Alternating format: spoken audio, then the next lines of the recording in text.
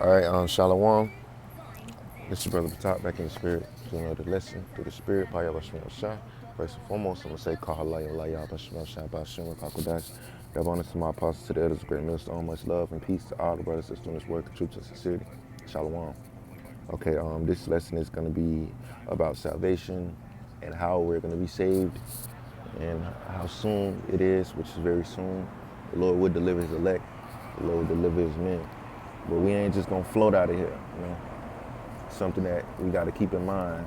We got to look up and be aware of the so-called vehicles of our salvation. This is 2 Kings chapter 2 verse 1. It says, "And it came to pass when the Lord was taking up Elijah into heaven by a whirlwind, that Elijah went from Elisha from Gilead, Gilgal, Salakia." So this whirlwind is speaking about the chariots, because that's how the chariot's gonna pull Elijah into it, man. You know. It also says that in the book of Ezekiel. It's a whirlwind. Let me find it real quick. Ezekiel 1 and 4. "And I behold, and look, a whirlwind came out of the north, a great cloud." That's where that shows you that it's talking about a chariot. "And a fire enfolding itself," because that fire represents the light, because the chariots are really bright. You know, they have really bright lights on it, you know. And if you're looking in the night sky, you can know if you see a chariot, because it's like a fire. It's a very bright light in the sky. It says, "And a brightness was about it." So the chariots are real bright. You know, they are a glorious light, very bright light. "And out of the midst thereof was as the color of amber," which is like a brownish, like goldish type color, "out of the midst of the fire."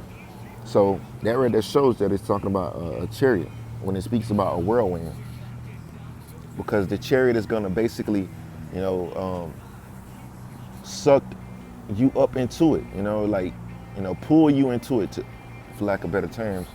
You know, that's exactly what the chariot's gonna do. It's gonna pull you into it. So this is verse 2. "And Elijah said unto Elisha, Tarry here, I pray thee, for Yahweh hath sent me to Bethel. And Elisha said unto him, As Yahweh liveth, and as thy soul liveth, I will not leave thee. So they went down to Bethel. And the son of the prophets that were at Bethel came forth to Elisha and said unto him, Knowest thou that Yahweh will take away thy master from thy head today? And he said, Yea, I know it. Hold your peace. And Elijah said unto him, Elisha, tarry here, I pray thee, for Yahweh hath sent me to Jericho. And he said, As Yahweh liveth, and as thy soul liveth, I will not leave thee. So they came to Jericho. And the sons of the prophets that were at Jericho came to Elisha and said unto him, Knowest thou that Yahweh will take away thy master from thy head today? And he answered, Yea, I know, hold your peace. So I just want to point out this real quick point, that if you notice, the sons of the prophets were also prophets also. So if you was a prophet back then, you're going to be a prophet now, you know. The sons of the prophets were prophets. Verse 6, and Elijah said unto him, Tarry, I pray thee here, for Yahweh hath sent me to Jordan. And he said, As Yahweh liveth, and as thy soul liveth, I will not leave thy side. I will not leave thee. And they too went on. And 50 men of the sons of the prophets went and stood to view afar off, and they too stood by Jordan. And Elijah took his mantle and ripped it together and smote the waters, and they were divided hither and thither, so that they too went over on dry ground.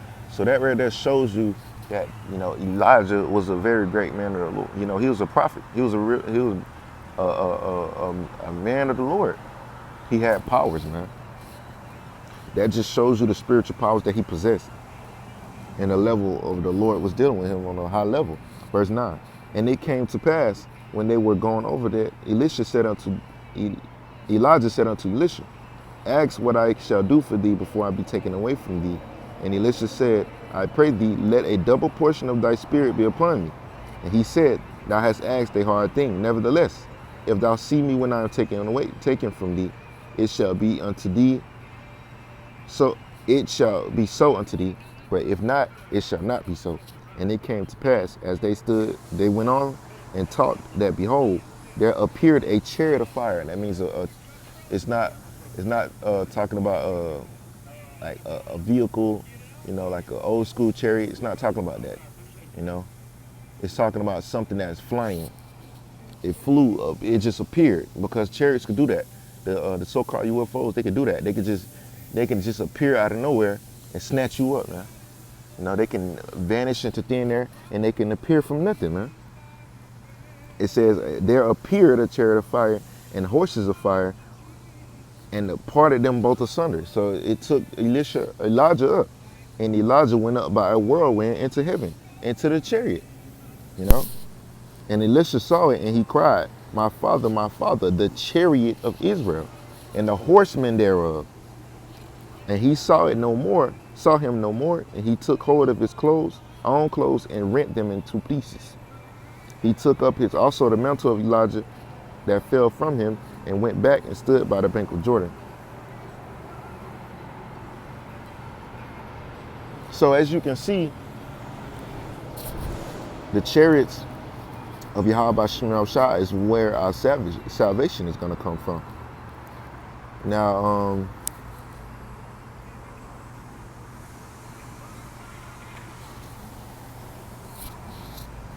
this is Isaiah chapter 31, verse 5. It says, as birds flying, so will Yahweh of hosts defend Jerusalem.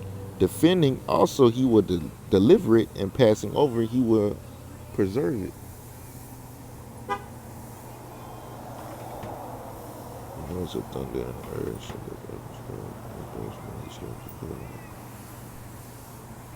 So that's how the Lord is going to defend Jerusalem, because as you know, birds, they fly in formation, man, and when the Lord appears, he's going to be in that big old beautiful chariot. They're going to be in formation, coming to save the elect, man. It's going to be a strange thing, man. Like it says in the book of Wisdom of Solomon, they shall be amazed at the strangeness of his salvation, because they've been persecuting us, acting like we ain't nothing, and come to find out, we gonna be the most important people on the earth to Yahweh Bashim Shah. But these people don't regard our life, man. This is Wisdom of Solomon chapter 5. I'm gonna get straight to the point of what I want, because I have some other scriptures I need to get concerning this lesson. Verse 2, it says, when they see it, they shall be troubled with terrible fear, and they shall be amazed at the strangeness of his salvation, so far beyond all that they look for. So they're not looking for this, man. They're not looking for so-called Negroes, Latinos, or Native Americans to be beamed up in chariots. They thought the Lord was just going to come, just levitate on us on out of here. No, the Lord is coming in style, man. He's coming in formation, man. He's coming in glory. He's coming in, glory. Great power and great glory. Let me see that real quick.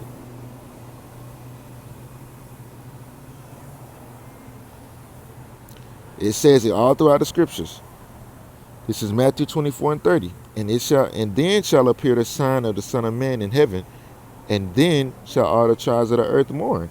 Because why? They gonna see them chariots, man. They show you in the movies. They show you in the movie if the sign is, man. You see them damn chariots, they're coming to the Lord. The Lord is back, man. Everybody gonna see them chariots.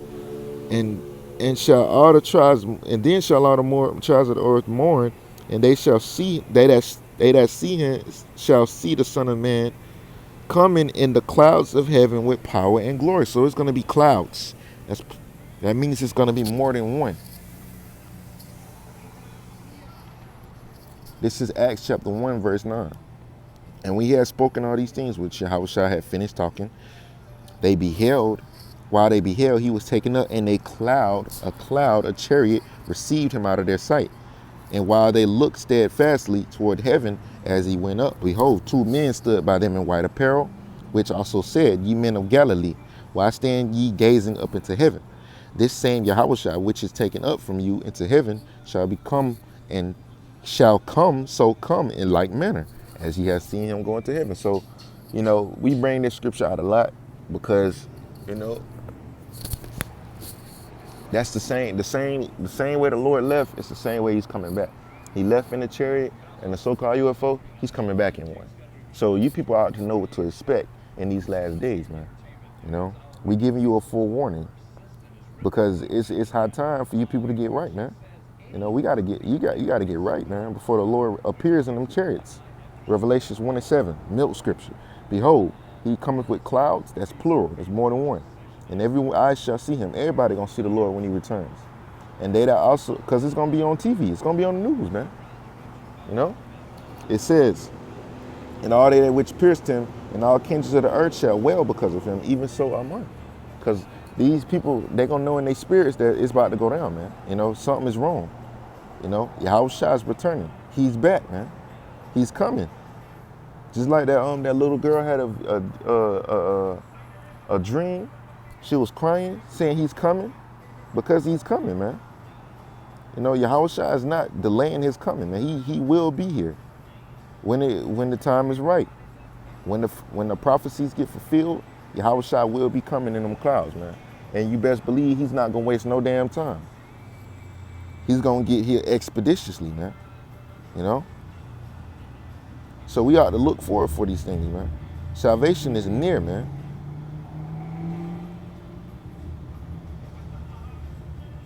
I believe that's all the scriptures that I had that I wanted to get concerning this lesson. But you know, I got a precept in mind, so I'm gonna go ahead and, because our salvation is nearer than when we believe. Romans chapter 13, verse 11. And that knowing the time that is high time to awake out of sleep, for now is our salvation nearer than when we believe. So our salvation is nearer than when we believe. You know, we're closer than we think we are, man.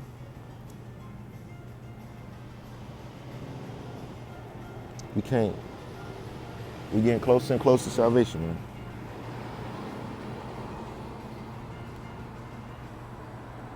Okay, this is 1 Thessalonians chapter 5.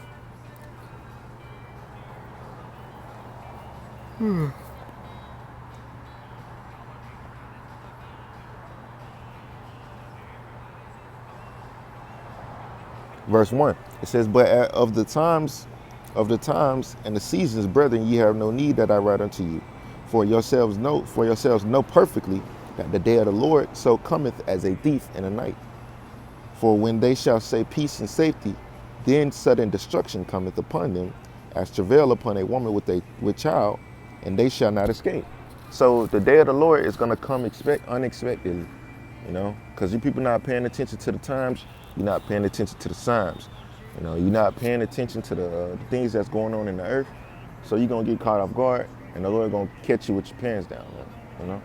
But the men that are in the know, you know, the men that pay attention, they're going to know what time it is, man. We know what times we living in, so you can't be